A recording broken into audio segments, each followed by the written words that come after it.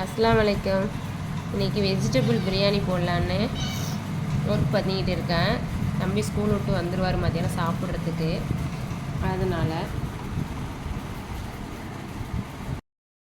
நான் இப்படி தான் பொடிசாக அரிஞ்சு போடுவேன். ஏன்னா அப்போ தான் என் பையன் சாப்பிடுவான். அதனால்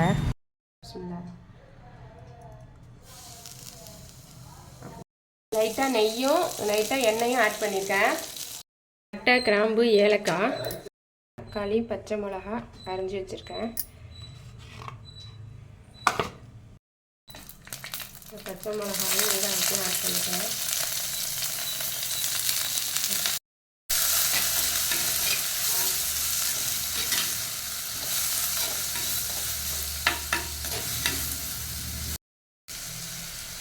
இஞ்சி பூண்டு 1.5 ஸ்பூன் போட்டுக்கலாம்.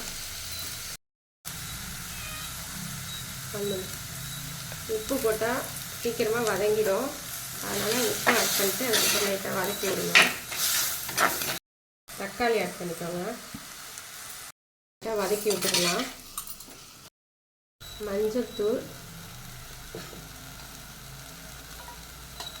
கரம் மசாலா, மல்லித்தூள், மிளகாத்தூள் வேணுன்னா போட்டுக்கலாம். எங்கள் வீட்டில் காரம் ஒத்துக்காது, அதனால தான். இப்போ கட் பண்ணி வச்சுருக்க வெஜிடபிள்ஸ் சேர்த்துக்கலாம்.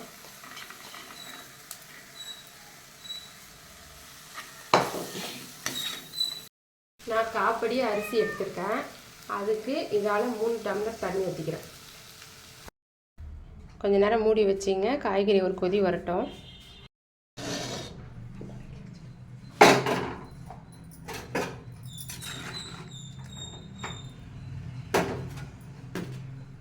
அரிசி வாஷ் பண்ணி வச்சுருக்கேன். அதை போட்டுடலாம்.